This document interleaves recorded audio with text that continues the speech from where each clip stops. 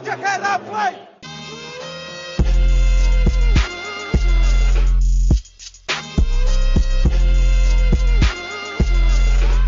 Jojo, Marko, živo, pozdravljen, kako si? Zdravo, Matej, zdravo, evo, lepo zdravo iz Celja, fajn smo, snemamo podcast po dolgem času, smo se prav navadili že na te space. Kako je pri tebi v Ljubljani? Ma, se veš, dežuje še vedno, no, zdaj v soboto pred večeru snemava. Ja, res je, že kar nekaj časa se nisva tako usedla za računalnik, pa podcast prav posnela zadnje čase. Space na Twitterju v živo snemamo oziroma se pogovarjamo ali pa na YouTubeu streame tudi v živo. Je vedno zanimivo tudi za poslušalci govoriti, ampak včasih se pa dobro takole tudi vse s tabo za računalnik pa malo predebatirati in glede na te razmere, ki so zdaj v Sloveniji, sva rekla, ne bomo težili s kakšnimi spacey ali pa streami na YouTubeu, ampak se rad tako usedeva pa predebatirava malo. Razmere v Sloveniji so še vedno kritične in vem, da košarka ni zdaj tisto, kar mnoge najbolj zanima ali pa sploh zanima, ampak glede na to, da smo dobili še tudi na tem košarkarskem področju eno slabo novico, ravnokar Vlatko Čančar si je namreč strgal kolenske vezi, seveda ga ne bo na svetovno. Vprašanje, kdaj se bo vrnil spet na parket ali bo celotno naslednjo sezono izgubil. Vse, kar lahko naredimo, je, da mu zaželimo čim hitrejše okrevanje, čim prejšnji povratek na parket. In ja, malo predebatirava, kaj zdaj to pomeni za reprezentanco, kaj zdaj to pomeni za to svetovno prvenstvo. Pa da nam šel predaleč, ko si me že vprašal, kako je v Ljubljani, ti v Celju tudi nisi pod vodo, si rekel, vsaj to je dobro verjetno. Ja, enih 6-7 let nazaj je bilo še hujše, tle smo imeli parkirišče pod vodo, zdaj je čisto nič. Vem, da na drugi strani mesta, ko je Savinja prestopila bregove, je bilo kar hudo, ampak nobenega poškodovanega, nobenega še kaj hujšega, tako da vse v redu. Dobro, ja, saj potem v vašem koncu, v vašem mestu vse v redu, čeprav ja, po Sloveniji še vedno zgleda kar krizno in lahko samo upamo, da se to čim prej konča in zaključi in se lahko vrnemo v normalo, upam, da čim prej.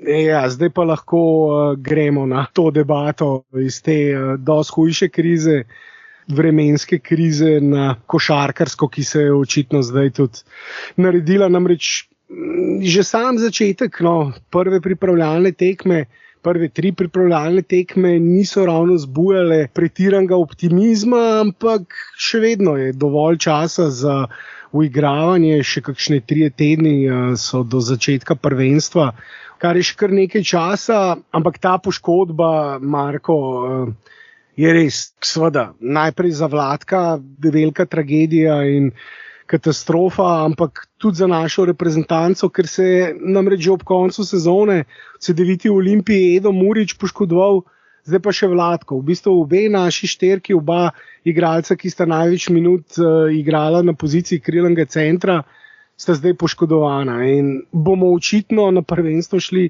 brez krilnih centrov, pa lahko dam ta krilnih kar v oklepaje, pa bi lahko rekel kar brez centrov, vsaj glede na to, kar smo do zdaj gledali, čeprav, bova debatirala o Morganu, pa potem kaj bo s Taubijem, ampak v vsakem primeru, na tem centrskem položaju smo bili že tako zelo tenki, to je jasno, to vemo. S tem se soočamo že dolgo časa, dolgo let in kot kaže, se bomo tudi v prihodnosti, ampak zdaj bo pa še dosti težje. Ja, izguba Čančarja je, poleg tega, da bi se Luka poškodoval, je to v bistvu največja nesreča, ki se lahko zgodi naši reprezentanci. Čančar, poleg tega, da je širil igro v napadu, je tudi zelo dober v obrambi in tudi kar nekaj skokov lahko pobere. Na prvi tekmi z Luko je celo uspel parkrat prenesti žogo in organizirati kakšen napad, ne sicer kot pravi play, ampak zna nekaj podajati, ne kliče ga zastonj Baby Jokić v Denverju. In to je res zelo velika izguba. Zdaj, če Murić odmislimo, imamo samo Morgana, ki saj je center, ampak prvo je nizek, mu manjka centimetri, drugo nima šuta, tako da ne more zleči nobenega nasprotnega centra ven, kot Mike Taubi recimo, za katerega upam, da bo prišel v reprezentanco, da ga bo uspel poklicati Sekulić. ampak brez Muriča in Čančarja, tudi s Tobijem, recimo, kar bi bila najboljša varianta zdaj za nas, smo tako tanki na skoku in na obrambi pod košem, da je to kar... Jaz mislim, da bomo mogli igrati veliko small balla, veliko bomo mogli igrati v obrambi, nizko postavo bomo imeli in že pri prenosu žoge strani nasprotnika bodo mogli Blažič in ostali toliko dela narediti, da onemogočijo igro nasprotnika, še preden se sploh začne in seveda po dobri obrambi veliko teči. Ja, absolutno. Mislim, ta pritisk bojo morali branilci, zunanji igralci ves čas vršiti na nasprotnikove zunanje igralce, poskušati preprečevati že podaje pod koš. Ampak, ko si omenil, seveda, kako težko bo, brez Muriča in Čančarja. Jaz se spomnim recimo nazaj na kvalifikacije za olimpijske igre, ko si tudi omenil small ball, kako odlično sta odigrala Murič in Čančar takrat proti Sabonisu in Valančunasu in jih v bistvu nadigrala. Tako da brez njih mi niti ne bi na olimpijske igre prišli. Zdaj, za to prvenstvo je bil pa tako kot si omenil na začetku, mislim, da to je seveda tisto glavno, Čančar predviden kot naša druga opcija, drugi najpomembnejši igralec reprezentance, Didier NBA, igralec zdaj poleg Luke. In zdaj izgubiti drugo opcijo še pred prvenstvom in izgubiti na položaju, kjer imamo že tako tak manko, je res, ne vem, meni je v bistvu pošten ti povem, kar vse dol padlo, ker sem to slišal. Že tako, zaradi seveda teh vseh razmer in poplav, ni noben seveda zdaj dobre volje, ampak ko sem pa to videl, je bil pa še tes, ko bi rekel, žebu v krsto, mislim, ne Linda Kofen na moje počutje zadnjih dni, ker si res težko predstavljam, kako se bomo borili z nasprotniki zdaj pod košem. Ko si omenil small ball, small ball lahko tudi igraš, ampak zdaj se bo Luka mogel boriti tam z nasprotnimi krilnimi centri, mogoče, ampak tukaj me pa potem zdaj seveda tudi skrbi za Lukov usage in da ga ne bomo seveda skurili, ne vem, že na prvih 3 tekmah, če bo mogel se pod košem boriti pa organizirati igro.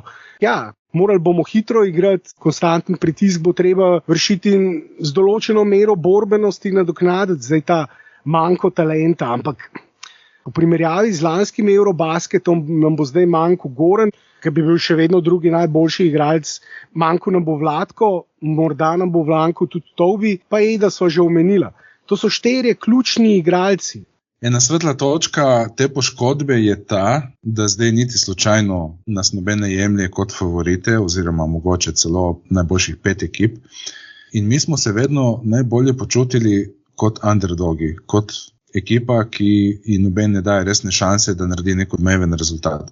In zato jaz pričakujem, da bodo vsi ostali, ki so zdaj zdravi in ki lahko igrajo, na prvenstvo odšli še bolj povezani in bojo dali v bistvu več od sebe, kot bi bili sposobni, če bi bili mi popolni s Čančarjem in s Tobijem. No, za Tobija seveda še vedno upamo, da pride, in tudi z Muričem. Tako da jaz mislim, da ta obramba bo zelo dobro delovala, kljub temu, kar smo videli zdaj proti Grčiji. Ampak, Matej, moraš tu roko na srce povedati, da Grčija je proti nam v 2 pripravljalnih tekmah igrala, kot da igra tekmo za uvrstitev v finale svetovnega. Mislim, borili so se res, kot da bo vsak dobil 1 milijon, razumeš, če zmagajo. Ja, izjemno grobo, agresivno so igrali. Se ne bom krivil Grka za to poškodbo Čančarja, ampak tekma je bila odločena 3 minute do konca, on je šel pa v kontakt pri zabijanju, riskanten kontakt, to je bilo jasno. Mislim, tako igraš, če se lom tekma na svetovnem prvenstvu, ne igraš pa tako na prijateljski tekmi. No, ampak se pravi, ne bi Grka krivil za poškodbo Čančarja, je bila nesreča, ampak je dejstvo, da so zelo grobo in agresivno igrali. Preveč agresivno se mi zdi za ta stadij pripravno. Verjamem, da noben od nas oziroma noben na KZS-ju si ni mislil, Grki bojo ful igrali, ampak bom vseeno njih izbrali. Verjetno niso vedeli, da bodo tako igrali. Ne? In verjetno je njih tudi povezala ta poškodba Janisa in so zato hoteli dokazati, da Grčija ni samo Janis. In mislim, da bodo podobno hoteli dokazati tudi naši igralci, torej da Slovenija ni samo Luka pa Vlatko. Tako bomo mogli mi igrati na svetovnem prvenstvu. Ja, tako, ja. In stisniti v obrambi, recimo v obrambi smo na prvi tekmi proti Grkom, ko smo igrali v Stožicah, obramba v prvi četrtini je delovala ko urca, v drugi tudi je bila še v redu. V tretji in četrti četrtini so pa Grki zadevali vse tudi preko rok. Meti skoka iz trojke, fade away in zadene. In to ne enega, ampak 2, 3, 4 mete. Mislim, kaj so tam zadevali, ni da ni, kar so hoteli. Vse jim je šlo noter v drugem polčasu, ampak še ene trojke v drugem polčasu. Tako, na to ti težko vplivaš, roko lahko dvigneš, kolikor se da, pokriješ njegov obraz, njegove oči, da čim manj vidi do koša. In to je to, kar lahko ti narediš. In poče gre noter, rečeš, svaka čast, dober si bil, obramba je bila super, napad boljši, gremo naprej. Žal, tudi napad ni več tekel, ker so Grki začeli ne podvajati, ampak po 3 naenkrat so pošiljali na Luko, čim je naredil 2 koraka iz trojke proti raketi. Naši žal niso bili razpoloženi kot v prvem polčasu, ampak to so pripravljalne tekme. In, mislim, če ne moreš ti razviti igre zaradi tako agresivne obrambe, če ne moreš preskusiti ti igralcev, ki jih imaš na klopi, zato ker igraš na rezultat, vsaj tako se mi zdi, da so igrali v Stožicah. Mislim, potem tašne tekme res nimajo toliko smisla. Se mi zdi pa mogoče, da bi vseeno lahko Sekulič bolj pritisnil, predvsem na tej drugi tekmi na sodnike v Grčiji, tudi za voljo kakšne tehnične. Konec koncev je tudi na prvi pripravljalni tekmi pritiskal na sodnike in dobil tehnično za voljo tega. In mislim, da bi lahko tudi Sekulič na tej drugi tekmi isto naredil, mogoče tudi 2 pa bi bil izključen, ker je bila ta igra, groba igra, res očitna, ampak dobro. Ja, to je zdaj, kar je. Ne vem, zdaj, ko sva govorila tudi v centrih, sem šel vmes pogledati še minutažo na lanskem evropskem prvenstvu in dejansko so seveda Čančar, Gogi, Murič in Tovbi bili tudi 4 od 6 igralcev z največjo minutažo. Tako da zdaj bo res, tako kot si rekel, drugi bojo morali stopiti na mest njih, se boriti, dokazati v bistvu, da sodijo v reprezentanco. Kljub vsem tem jamranju, ki so ga do zdaj naredila, je pa še vedno res, da imamo v ekipi in na svetovnem prvenstvu bomo imeli najboljšega igralca. In v košarki lahko en igralec naredi veliko razliko, lahko potegne, dvigne ekipo, ne nazadnje je Luka to že naredil. Letos je prišel izjemno pripravljen na reprezentančni zbor, na prvi tekmi strelsko še ni bil ugret, na tej drugi je pa tudi meč že naravnal in zadeval brez težav, ampak na tisti prvi tekmi, ko ni metal, zadeval si pa omenil njegovih 14 podaj, pa še 10 skokov je imel. To je res veliko breme, ki ga on nosi, ki ga bo mogel nositi. Ne nazadnje, zdaj že 5 let v Dallasu spremljamo, kako slabo ali pa podpovprečno ekipo dviguje. Konec koncev jih je lani popeljal do finala konference, so izločili prvega favorita, kar tudi ni nihče pričakoval pred tem. In tako razliko lahko en igralec dela. Ampak obenem je pa dejstvo, da bojo morali vsi ostali, ki bojo zdaj v reprezentanci, odigrati nad svojimi zmožnostmi. Dati vse od sebe. Zdaj pa že spet pol pridemo do tiste točke, kjer moramo začeti malo jamrati nad slabimi sezonami teh nosilcev, ki zdaj še ostajajo v reprezentanci. Tukaj seveda predvsem mislim na Blažiča pa Prepeliča. Prepelič mimo grede na pripravljalnih tekmah zgleda zelo dobro in bo zdaj verjetno naš drugi igralec, druga opcija v napadu, skoraj da zagotovo. Zoki Dragič tudi ni imel recimo najbolj uspešne sezone, vsi trije so imeli pa tudi in verjetno tudi zaradi tega niso imeli tako uspešnih sezon, namreč imeli so tudi težave s poškodbami. Prepelič sicer na koncu, Blažič in Dragič, Zoki Dragič sta pa že v sezone vstopila poškodovana oziroma jih začela poškodovana in potem seveda potrebovala čas in ga še vedno potrebujete, da prideta v ta tekmovalni ritem. Ampak te igralci bojo morali odigrati tako kot v najboljših letih, če bomo želeli doseči kakšen rezultat in upam, da bojo. Tako kot so nas Poljaki lani izločili, lahko mi letos izločimo kakšnega nosilca in naredimo podobno zgodbo. Še vedno imamo boljšo reprezentanco, kot so jo imeli Poljaki lani, pa so prišli v polfinale na Eurobasketu. V košarki je to možno. Če imaš enega izjemnega igralca in vse ostale, ki dajo vse od sebe in igrajo zavzeto. Zdaj naše čaka še tekma proti Črni Gori ter turnir, na katerem bodo igrali Španija in ZDA. Jaz mislim, da bodo te tekme precej pokazali, koliko smo mi pripravljeni in še posebej bodo prikazali, kako bo Sekulič pripravil ekipo oziroma taktiko brez Čančarja. Kako bo Luka igral v napadu in v obrambi. Jaz mislim, da bi bilo verjetno najbolje, da igra na štirki v obrambi in trije hitri branilci, ki bodo lahko motili napad nasprotnika. In to bo dosti bolje videno proti boljšim reprezentancem, kot so Španija in ZDA. Torej Španija in ZDA mislim, da so poleg Francije dva od prvih treh favoritov za medalje. Na to čisto na koncu Japonska, na Japonskem, kjer se bodo naši verjetno že privajali na drugo časovno cono in na čas, ki bo tekel tam. Kaj pa ti pričakuješ, Matej, od teh tekem proti Španiji in ZDA? Kaj ne bi mi tam pokazali? Misliš, da bo Sekulič uspel sestaviti na takšno približno dobro igro, ki bo funkcionirala tudi brez Vladka? Zdaj si prišel do vprašanja trenerja, ki je tudi vroča topika. Vidim na družbenih omrežjih je tudi ogromno kritik Sekuliča, ki se vlečejo še od lanskega Eurobasketa. Že takrat so mnogi želeli videti menjavo na položaju selektorja, ampak vodstvo zveze, predsednik zveze Erjavec je vztrajal Sekuličem in bo, kot kaže, še vedno vztrajal. In ravno prej sem razmišljal, dejansko je Sekulič edini trener poleg Kokoškova, ki je Luko treniral na enem prvenstvu, Sekulič pa zdaj že na tretjem. In 3 prvenstva odigrati z enim trenerjem, to je lep in dolg staž v košarkarskih vodah, v reprezentančnih vodah, še posebej pa po takem neuspehu, kot smo ga lani videli. Sekulič, ko gre za samo pripravo na tekmo, mislim, da ponavadi dobro dela, ampak mislim, da je slabši v teh prilagoditvah med samo tekmo, da tukaj ne vleče ponavadi najboljših potez. Tako da to je v bistvu tako dvodelno vprašanje. Verjetno bo pripravil ekipo dobro, ampak vprašanje, kako bo pa potem sam odvodil tekmo na tem turnirju v Španiji in potem seveda tudi na samem svetovnem prvenstvu. Jaz vsekakor mislim, da te poškodbe, ki so bile, ne smejo biti zdaj nek alibi za Sekuliča v primeru neuspeha.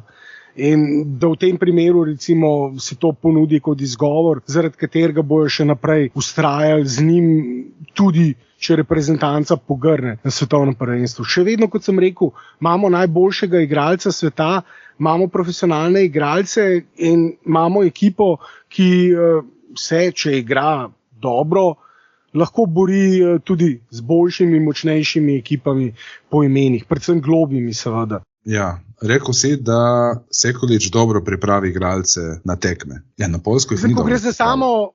Psihološki del mu očitno ne gre, oziroma mogoče se mogo kaj na evropskem naučiti, da jih bo boljše psihološko pripravil na naslednjih prvenstvih.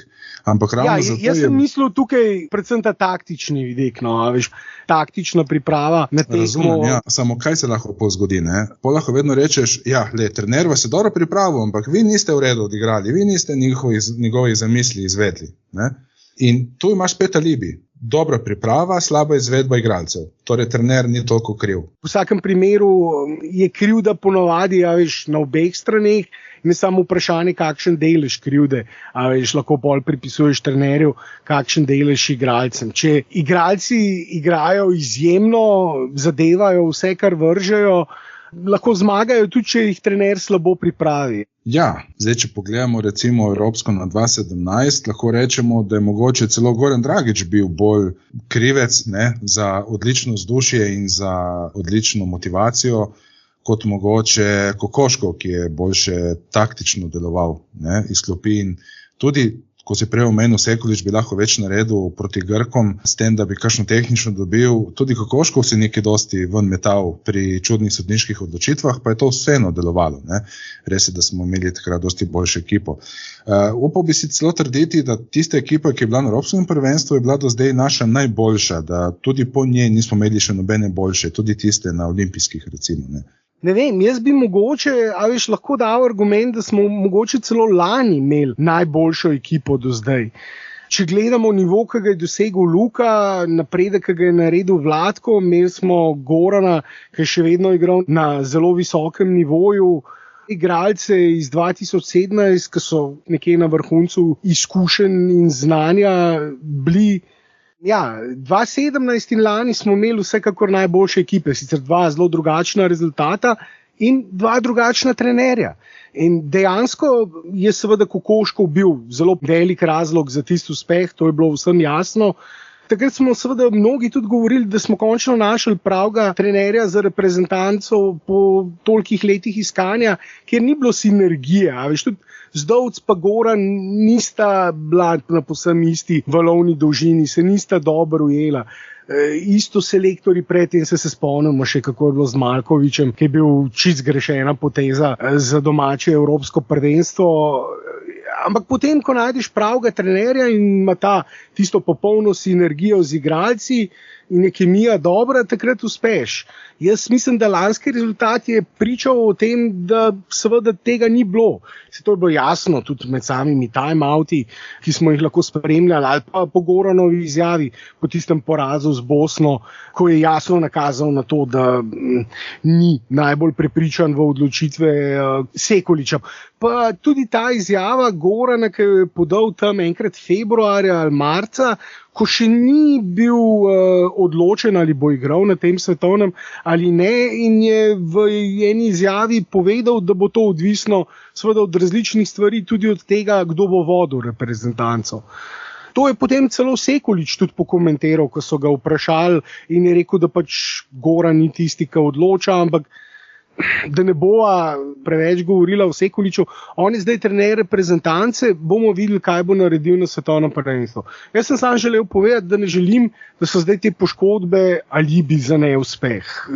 Po lanskem neuspehu še en neuspeh in neuvrstitev recimo na olimpijske igre, to pomeni, da tudi naslednje poletje potem reprezentanca ne bi igrala, vsaj ne prvenstva, ampak samo kakšne kvalifikacijske tekme. In potem bi preprosto bil čas za eno menjavo, ampak o tem bomo govorili po prvenstvu. Po taki poškodbi, kot je zdaj Vladkova bila in vseh težavah, ki smo jih imeli, vse, kar so zdaj govorila, je težko biti pozitiven, ampak imamo profesionalne igralce, ki so že odločali mnogi v svojih klubih tekme.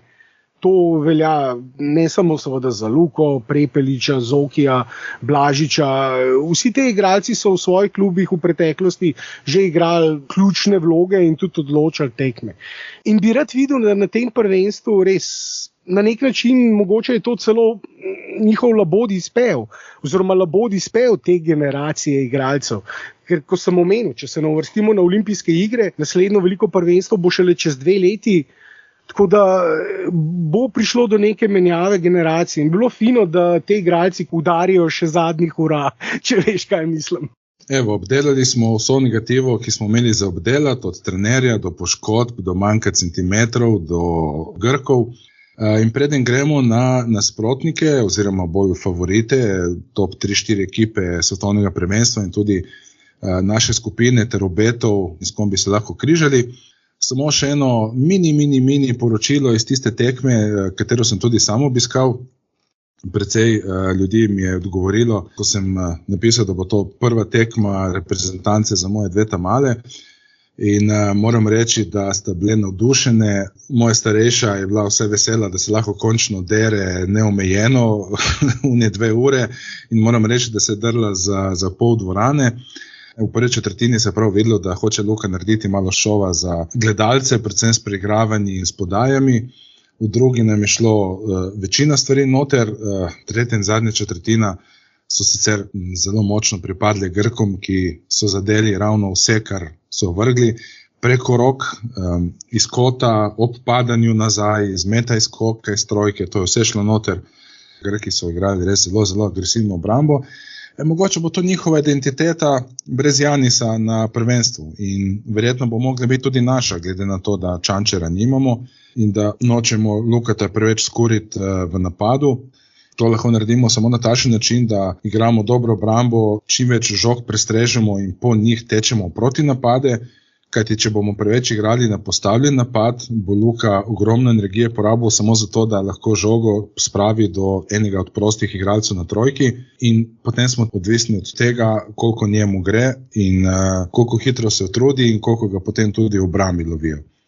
Tako, to je čisto nekaj kratkega o tej tekmi. Zdaj pa zanimivo bilo videti ZDA. Tisti, ki ste videli njihovo postavo, se verjetno strinjate, da je to taka postava, ki ne vzbuja preveč zaupanja in mislim, da jim bo zelo težko premagati favorite, recimo Španijo, Francijo, mogoče celo s Kanado in z Avstralijo bodo imeli probleme.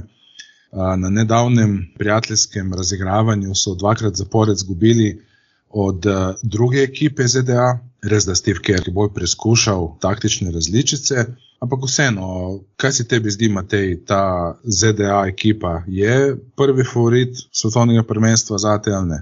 Kaj, zdaj smo na favoritih, si od svojih tamalih prišel na favorite prvenstva. Nisem hotel biti predolgo v tem.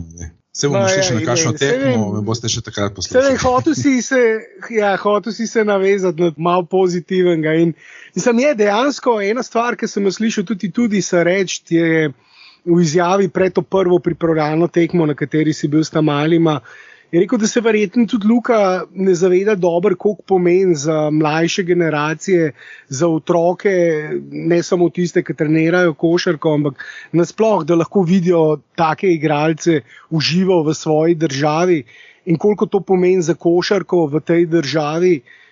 In se strinjam s tem in je lepo, da ima Luka tak odnos, da se zaveda, koliko je to pomembno. Za razliko recimo od Jokića, ki pa zdaj prav pošteno trola srbske navijače s temi svojimi pohajkovanji po vseh mogočih barih, kjer s kozarcem v roki, s flašo v roki poje, ali zadnji Instagram, ki sem ga videl, je bil Jokić, kako poje eno pesem v lošoj sem formi, s flašo v roki. In dobesedno vsak dan, odkar je odpovedal sodelovanje v reprezentanci, ga lahko vidimo v drugem baru, v drugi kafani, kako on lepo pijucka in se zabava. In ko govorimo o zgledih za mlade košarkarje, zame Jokić ni to. Lahko osvoji še 3 naslove, pa 3 MVP-je, pa zame ni to vreden toliko, kot odnos, ki ga Luka pokaže, s tem, ko ne samo, da mora nositi slabo ekipo Mavericksov, za razliko tudi od Jokića, ki ima eno od najboljših ekip v NBA, oziroma jo je imel lansko sezono, nosi slabo ekipo tam, potem pa še tukaj pride. Verjetno se zaveda, da nima velikih možnosti za zmago, ampak kljub temu se pride boriti. In mislim, da se zaveda, kaj to pomeni za otroke, ko sem začel s tisto izjavo in tudi zaradi tega redno igra za reprezentanco. Za Jokića tega ne moremo reči. In ni zame to igralec, ki bi mogel biti zgled. Pa mi je šlo tudi na živce med sezono, ko so mnogi govorili, kako mora biti Jokić zgled Luki. Ampak Luka je tisti, ki igra celo leto basket. Jokić je pa tisti, ki je zdaj rekel, da ni fizično in mentalno pripravljen igrati basketa za reprezentanco. Tako da, ampak, da ne bom preveč o tem rentu. Vprašal si me pa v bistvu o favoritih in pa sem jaz začel rentati o Jokiću. Ampak se lahko navežem. Namreč Srbija, mislim, da lahko še vedno naredi zelo dober rezultat. Manjkajo jim vsekakor 3-4 od 6-7 najboljših igralcev, ampak imajo še vedno, že spet, imajo profesionalce, dobre igralce, ki igrajo v dobrih klubih. 2017 so jih tudi odpisovali, recimo, in so na koncu prišli v finale in igrali izjemno dobro na prvenstvu. Mislim, da lahko tudi na tem prvenstvu dobro igrajo. Ne bi jih posem odpisoval, ampak ne bi jih pa tudi dajal med top favorite. Zanimivo je, Marko, da 2 dni nazaj sem videl v Las Vegasu so stavnice objavile svoje kvote. Slovenija je bila 3. Za ZDA in Kanado so Sloveniji pripisovali 3. najboljše možnosti za osvojitev svetovnega prvenstva. Na FIBINI Power Ranking lestvici nas padajajo na 5. mesto. Zdaj, vse to je bilo seveda še pred poškodbo Vladka in verjetno se bojo te lestvice spremenile. Zdaj, po tej poškodbi bomo nekaj padli, ampak kot si rekel, mogoče je celo bolje za nas, da igramo v tej vlogi enega underdoga, da nas odpisujejo, kakor pa da nam tako kot lani pripisujejo največje možnosti ali pa med 2-3 ekipama z največjimi možnostmi za osvojitev prvenstva. ZDA po imenih ima še vedno močno reprezentanco, niso poslali tisto njihovo A postavo, najboljšo postavo, ampak še vedno so, mislim, da 4 All-Stari ali 5 All-Starov je v reprezentanci. Skupna vrednost pogodb, če jih seštejemo, tam 2 milijardi, mogoče celo več dolarjev. V vsakem primeru v NBA take ekipe zaradi pogodb seveda ne bi mogel sestaviti. Bi bila to daleč najdražja ekipa in bi za 3-krat presegla cap ali pa 4-krat. Tako da še vedno zelo močna ekipa, Španci kot lanski prvaki, Francija, Avstralija, Kanada je tukaj letos izjemno močna, oni pa praktično bojo šli na prvenstvo z njihovo A reprezentanco, če bo Murray tam še poleg Shai Gilgeous-Alexandra, ki bo zagotovo tam, bojo imeli praktično najmočnejšo možno reprezentanco, sestavljeno iz samih NBA igralcev in to ne samo nekih roleplayerjev, ampak kar nekaj zvezdnikov oziroma nosilcev njihovih svojih ekip v NBA bo Kanada imela v ekipi. Tako da vse te ekipe so verjetno v tem prvem rangu največjih favoritov, potem pa pride tisti drugi rang z Nemčijo, Srbijo, Grčijo, tudi Finci, mislim, da bojo nevarni, oni so taka dark horse ekipa, ki lahko naredi en rezultat, pa tukaj bi dal bolj še nazraven. No, bil si diplomatski, tako kot Sekulič, nisi povedal, da se ti zdi, da ZDA ne bodo osvojili prvenstva. Mislim, osvojile. Ti si me vprašal za favorite zdaj. Vprašal sem te, kako se ti ZDA zdi. Veš?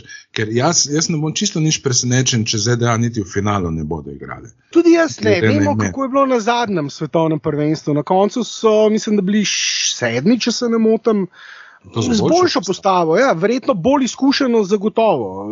Imeli so tudi Popoviča še takrat za trenerja, zdaj imajo novega trenerja, ki bo prvič glavni trener v FIBA-nem tekmovanju, z igralci, ki bojo prvič igrali v FIBA košarki, ki ima malce drugačna pravila kot NBA košarka. Ampak isto lahko rečemo tudi za Kanado. Tako da te dve ekipi sta zagotovo, če gledamo poimensko, najbolj talentirani, najbolj globoki, ampak zaradi tega pomankanja izkušenj v FIBA jih mogoče ne bi dajal ravno za 1 in 2 tega prvenstva. Ampak po drugi strani pa tudi Španci ne bojo v enaki postavi kot lani. Prej sem videl tudi Rikija Rubija, ne bo zraven. Težko bi v bistvu izpostavil enega glavnega favorita, ker ravno mislim, da ima tam 4-5 ekip skoraj da enakovredne možnosti. Vse ekipe imajo določene luknje, določene pomanjkljivosti. Francija in Avstralija sta pa verjetno med temi, ki jih imajo najmanj. Najbolj izkušene ekipe imajo vse najboljše, nimajo kakšnih težav s poškodbami. Ekipi, ki sta visoko posegale že na prejšnjih svetovnih prvenstvih, olimpijskih igrah seveda. Verjetno zaradi izkušenj bi njih morda celo dal kanček pred Združene države in Kanado, ampak v osnovi res. Od vseh teh ekip, ki sem jih dal v ta first tier, torej ZDA, Španija, Francija, Avstralija, Kanada, me ne bi presenetila nobena, če bi na koncu osvojila turnir. Mogoče bi me še najbolj Kanada od teh ekip, ki sem jih omenil. Francija, ki se omenja kot eno favoritin za naslov, je v skupini s Kanado. To bo kar borba za prvo mesto, oziroma skupina, ki se križa z njo, kar boga, dobi Francijo, Kanado, bo teh tako težka tekma. Kar se tiče naše skupine, na srečo imamo precej lahko, torej Zelenortske otoke, Gruzijo in Venezuelo. In če predvidevamo, da bomo v prvi skupini, bomo potem srečali drugega iz skupine z Nemčijo, Finsko in Avstralijo. Ampak če pridemo potem do četrtfinala, lahko pa srečamo Španijo ali Brazilijo in to bo že kar velika preizkušnja. Mislim, zdaj te kalkulacije pol za četrtfinale so že mogoče malo preveč kompleksne, ker seveda odvisno tudi od razpleta v drugih skupinah.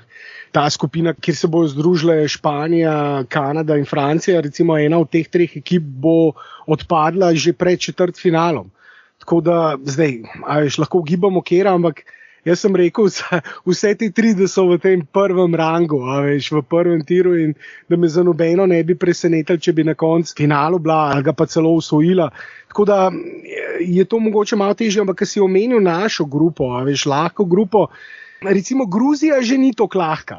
Gruzija, saj ko gre za njihovo centrsko linijo, imajo 2 centra iz NBA lige, imamo Kelašvilija pa Bitadzeja, potem imajo še tudi nam dobro znanga Šermadinija, s tem, da recimo imamo Kelašvili lahko tudi na šterki igra, Bitadze tudi malo, ampak recimo, da Bitadze pa Šermadini sta centra. Potem imajo pa še izvrstnega Turnike Šegelijo, enega najboljših evroligaških power forwardov. Tako da na 4 in 5 imajo igralce, v katerih lahko mi praktično samo sanjamo, še posebej zdaj. In kar tako že vnaprej jih odpisati, se lahko kar upečemo, ker nimajo nekih naivnih branilcev, ki ne znajo organizirati igre in dati tem visokim igralcem žogo v pozicijah, kjer so lahko z njo uspešni. Tako da tisti, ki so na začetku govorila, pritisk na zunanje igralce, recimo na takih tekmah, bo zelo pomemben. Pa potem recimo Zeleno-Ortski otoki z Tavaresom, top 3 igralcem Evrolige, najboljšim centrom Evrolige lansko sezono, me že zdaj malo skrbi, kako bo recimo tudi na takih tekmah, kjer bomo izraziti favoriti in v grupi bomo na vseh 3 tekmah favoriti. Da ne bo me kdo narobe razumel, da dajem kakšne izgovore, kljub temu, da sem omenil, kako dober frontline, centrsko linijo ima Gruzija, bomo še vedno na tej tekmi favoriti. In enako velja seveda tudi proti Venezueli in Zeleno-Ortskih otokih s Tavaresom, kljub temu, da bojo imeli premoč na teh visokih položajih. Križamo se z grupo, kjer so Nemci, Finci, Avstralci in Japonci. Predvidevamo lahko, da bojo Nemci in Avstralci šli naprej, ampak ravno prej sem pa tudi omenil, da je Finska lahko en ta dark horse iz teh second tier ekip, ki lahko preseneti. In mene že spet ne bi presenetili, če bi Finci bili ena od 2 ekip, ki grejo naprej. V vsakem primeru pa katerikoli 2 ekipi bosta prišle naprej iz te grupe, bosta zelo nevarni za nas že v tem drugem delu. V vsakem primeru tisto glavno, kar moram poudariti, je tudi, da moramo priti iz skupine v četrtfinale, da tudi to more biti pogoj in da bi bil izpad pred četrtfinalom gromozanski neuspeh, že spet kljub poškodbam. Ampak ja, Marko, Nemci, Finci, Avstralci, Nemci so dobljivi, se tudi Avstralci so. Vedno se bom vrnil k tisti maksimi. Na vsaki tekmi bomo imeli najboljšega igralca. In zaradi tega upam, da bomo šli naprej, ampak za četrtfinale se pa res še ne upam napovedovati. Ok, ampak vsaj lahko približno rešimo pot, kako ne bi izgledalo, če bi hoteli priti do četrtfinala. Ja, en izmed Nemčije ali Avstralije bo drugi in bo prinesel manj točk naprej v novo skupino kot Slovenija, tako da Slovenija bo pred en izmed teh avtomatsko imela prednost. Seveda predvidevamo, da bo Slovenija v svoji skupini ostala prva. Potem pa za četrtfinale bo mogla biti vsaj druga v tej skupini, torej mogla bo premagati vsaj eno od Nemčije ali Avstralije. Potem pa se lahko sreča s Španijo, Brazilijo, Kanado ali Francijo, mogoče celo Latvijo, ki če preseneti in Kanada pa Francija ne pridejo naprej. To so pa že imena, ki v četrtfinalu mogoče celo izgledajo kot previsoka ovira, ampak najprej počakamo, da vidimo sploh kakšno igro bomo imeli na prvenstvu. Glede naše skupine se ti zdi, da bi bilo boljše, če bi imeli že v naši prvi skupini, torej skupini F, boljše reprezentance, da bi lahko v boljši tekmovalni ritem prišli, ne pa da recimo odigramo 3 do 4 lahke tekme in potem tako je ena Avstralija. Ja, ne vem, lani smo imeli ravno to, skupino smrti v grupi, potem pa recimo Belgijo in Poljsko v osmini pa četrtfinalu, recimo lažja nasprotnika in smo se vsi že videli v polfinalu. Še vedno, ko pomislim na to tekmo, mi res kar slabo rata. Tako da ne vem, se pravi, ravno ta scenarij, ki si ga zdaj omenil, smo imeli lani, pa ni bil dober. A bi bilo mogoče bolj obratno ali tako, ne vem. V vsakem primeru, če želiš narediti rezultat, konkreten rezultat, moraš premagati dobre ekipe na prvenstvu. Načeloma moraš premagati vse. Potem, ko gre seveda v boje na izpadanje, nedvomno. Ne vem, v vsakem primeru v četrtfinalu ne bo več slabih ekip. Če pridemo v četrtfinale, ko bomo igrali v četrtfinalu, ne bomo imeli lahkega nasprotnika, razen če ne pride do kakšnega velikega presenečenja. Ampak ravno recimo to skupino, kjer bojo predvidoma se združili Kanada, Španija in Francija, sem že omenil, verjetno mogoče še Brazilija, ker tudi vemo, ni naivna reprezentanca, ni slaba reprezentanca, kljub temu, da niso tudi tako dobri ali pa tako močni, kot so bili recimo tam še 5 in več let nazaj. Ampak lahko igrajo košarko, se danes konec koncev lahko že vsi igrajo košarko in to je tudi ena stvar, ki jo iz leta v leto ponavljamo na teh turnirjih, da ni naivnih ali pa slabih reprezentanc ali pa nasprotnikov, ki jih lahko z levo roko vzameš. In se pravi, lanski Eurobasket je bil ravno pokazatelj tega, ne samo, ko gre za slovensko reprezentanco, ampak spomnimo se, Srbi so izpadli v osmini finala, Grki pa tudi potem v četrtfinalu. Tako da na teh turnirjih nobenega nasprotnika ne more zlahka vzeti, ali pa tudi tebe noben ne more zlahka vzeti. In če te, lahko gre tudi slabša reprezentanca zelo daleč. Ne vem, Marko, ta Kanada, Španija, Francija, recimo, tukaj res ne vem, kdo bo naprej prišel in proti kom, recimo, od teh 3 nasprotnikov bi bilo potencialno najbolje igrati, če bi šli kot nosilci te skupine, s katero se bomo združili naprej. Ja, pa zanimivo je, da od teh 3, ko si jih naštel, torej Francija, Španija pa Kanada, ena od teh 3 ne bo mogla priti v četrtfinale, ker se bodo vse 3 srečale v isti skupini, predvidevamo, da bodo vse 3 na prvem pa drugem mestu v svoji skupini, in iz te druge skupine, kjer se vse 3 srečajo, gresta samo 2 naprej. Tako da to bo samo 2, tako mesarsko klanje. Ja? 2 iz prve skupine, iz uvodne skupine in potem, ko se združijo, 2 para se združita potem v drugem krogu in že spet 4 reprezentance, samo 2 gresta naprej v četrtfinale, potem pa so polfinale, finale. Ne bi pa jaz res, zdaj gledati toliko predaleč, se mi ne zdi na tej točki še preveč smiselno oziroma napovedovati, ker nas tudi še nekaj pripravljalnih tekem čaka, pa ne vemo tudi mogoče kaj se bo še v drugih ekipah zgodilo, tudi tam se lahko še zgodijo kakšne poškodbe, sicer lahko upamo, da ne in da ne bojo tudi druge reprezentance imele take nesreče kot mi. Upamo tudi predvsem, da mi ne bomo imeli še dodatne nesreče s poškodbami, tako da ne vem, mislim, da zdaj treba predvsem se koncentrirati na to našo grupo, Slovenija, Venezuela, Zelenoortski otoki, Gruzija, tukaj dobro začeti, dobro odigrati proti vsem tem 3 nasprotnikom, zmagati predvsem vse 3 tekme. Predvidevam, da če zmagamo vse 3 tekme v naši skupini, da bo dovolj potem ena tekma od naslednjih 2 proti Nemčiji ali Avstraliji, ali pa se samo omenil, tudi Fince ne gre odpisati proti eni od teh 3 ekip. Seveda super bilo pa, če bi obe tudi, ki gresta naprej premagali, ampak tudi to bi še počakal. Jaz mislim, da zdaj treba predvsem gledati Venezuelo, Zelenoortske otoke in Gruzijo.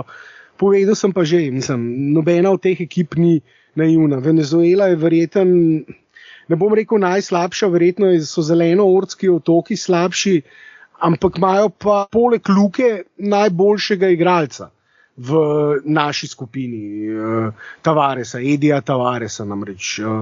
Tako da nobenega od teh nasprotnikov res ne gre podcenjevati. In če bojo naši fantje igrali 100%, če si bojo 100% prizadevali, igrali odgovorno, z energijo, agresivno, se borili metalno z obe po domače povedan, potem me ne skrbi, da bojo prišli v četrtfinale, potem se bomo pa naprej pogovarjali.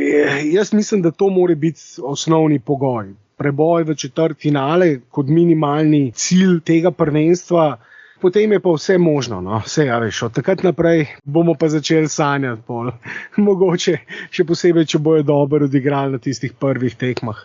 Predvsem bomo največ videli, iz katerega testa je sestavljena naša reprezentanca, ko se bo, upam seveda, uvrstila v drugo skupino. Tekme proti Avstraliji in Nemčiji bodo res težke, da ne govorimo potem o morebitnem četrtfinalu proti Franciji, Španiji ali Kanadi.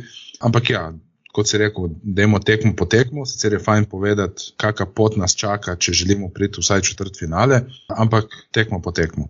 Kaj bi še Ketle dodali, ali bomo počasi počeli? Tekmo po tekmo, ja, se ne vem, se sem lih razmišljal, kaj bi lahko še predebatirala, kakšne topike bi mogoče lahko premlela.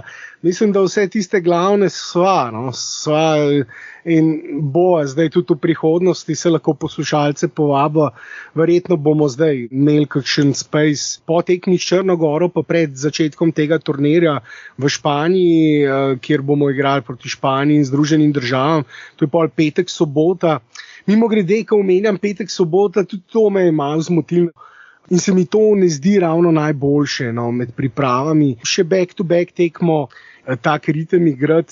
Vprašanje, če bo Luka na obeh igral, ampak v vsakem primeru bomo pred tema dvema tekmama, pa potem verjetno tudi po tekmi ZDA v soboto imeli kakšen space, tako da vas lahko vabimo na AFNA Sport Info.si Twitter, tam se lahko naročite, oziroma ja, zdaj po novem je X, ne Twitter, ampak zame bo vedno ostal Twitter, tako da ne glede na to, kaj se Musk še spomne, tako da ja, Twitter oziroma X naslov je AFNA Sport Info.si, pa seveda Sport Info.si tudi na YouTubu bomo zagotovo potem med svetovnim prvenstvom pa tudi streamali naše debate na YouTubu, tako da to je to, razen če nisi hotel, jaz sem zdaj že kar počasi začel zaključovati, si mogoče hotel ti še kakšno topiko odpreti, ali je to?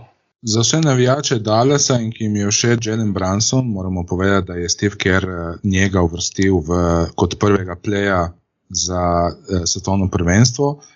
Torej Brunson bo prvi play na svetovnem prvenstvu za ZDA, ta isti, ki ga je Dallas spustil iz rok. Ok, ne bomo se tja spet vračali.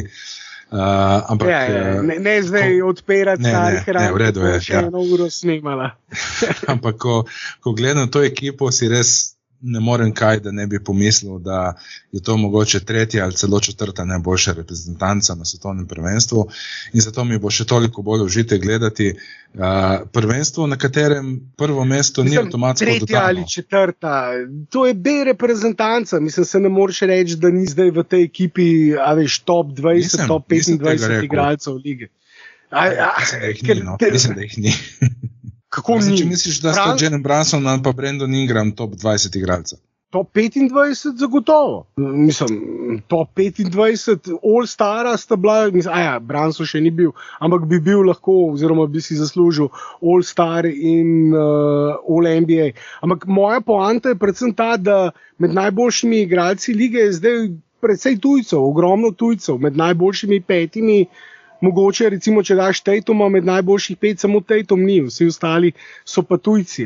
In potem, ko gledaš, kjer igralce imajo Američani na voljo, Tatum, Booker, Durant, mislim, ne moreš našteti 15 igralcev, ki so boljši od teh ameriških igralcev. Tam ene 12, 13, 14, pa že prideš do teh, ki so zdaj v reprezentanci. Tako da mlada, neizkušena vsekakor, ampak igralci, ki bojo zagotovo v naslednjih letih še krojili NBA ligo. Ni starejših veteranov, ki so zelo dobri. Ni Lillarda, LeBron Jamesa seveda tudi ne. Ni Mitchella, ni Curryja, ni Butlerja, ni Jalen Browna, ni Tatuma. Mislim, tu sem že kar nekaj igralcev naštel. 6-7. Ja. Embiid ni Američan. Ok, čeprav je rekel, da verjetno bo igral za ameriško reprezentanco, ker če ne bi igral že za malo pa za Francijo, v vsakem primeru mislim, ni Američan, se pravi, tam 10, 11, 12, 13 igralcev mogoče našteješ, pa prideš do teh, tako da, četrta, 5 reprezentanca, to sem se zaradi tega javil, ker to se sliši tako, kot da, sestavaš, 3 boljše reprezentance, kot to, kaj jo imajo, kar pa niti približno ni res. To je B reprezentanca, Ja, ok. No, da ne bomo še naštevali igralcev za ZDA, ki bi bili boljši od Jalen Brunsona, ampak ok. Mislim, že ti, ko si naštel Bookerja, Duranta, pa še nekoga, toliko dobrih igralcev so spustili, Zame sta Francija in Španija favoritini prvenstva. In potem sta šele ZDA pa Kanada. Ne? In ravno zato, ker ni prvo mesto oddano, kot na mnogih olimpijskih igrah in svetovnih prvenstvih do zdaj, mi bo to prvenstvo še toliko bolj zanimivo gledati, tudi če recimo Slovenija izpade četrtfinalu ali pa mogoče celo prej. Ja, ne klič hudiča, ampak je res. Je res, da bo zanimivo prvenstvo.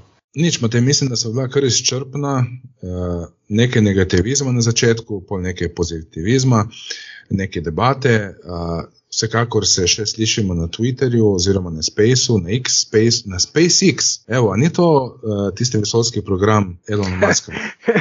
Ja, on ima neko obsesijo s tem X-om že leta. Mislim, da celo prva firma, ki jo je tam v 90-ih zaštartil, je bilo ime X.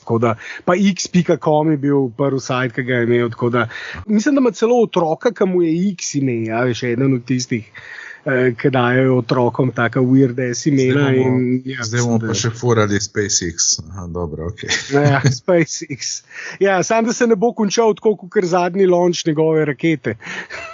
Ne, ni straha. Ok, nič, hvala vsem za poslušanje. Boš ti še lajke omenil, oziroma kaj imamo že tisto na koncu? Ja, lajke, mislim, če niste še naročeni na našo YouTube platformo Sportinfo, vas vabimo, da se tam naročite, ali pa na Spotifyju, Apple podcastih, Google podcastih, kjerkoli nas poslušate, bomo veseli, če se naročite, pa če zraven ali lajkate ali pa stisnete, recimo na Spotifyju, zelo pomaga, če nam stisnete 5 zvezdic, mislim, da je najvišja ocena, ali pa na Apple podcastih tudi nekaj podobnega. V vsakem primeru, če date najvišjo možno oceno, bomo bolj opazni, tako da nam s tem lahko precej pomagate. In bi vas zato prosil, če ne, pa če nočete, pa tudi v redu. V vsakem primeru hvala za poslušanje.